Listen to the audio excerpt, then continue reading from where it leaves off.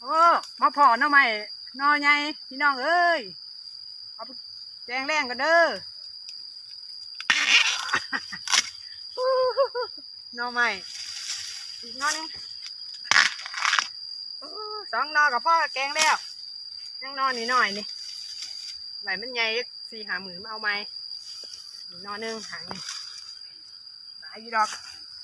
งานนี้พ่อได้กินได้อยากอยู่ไป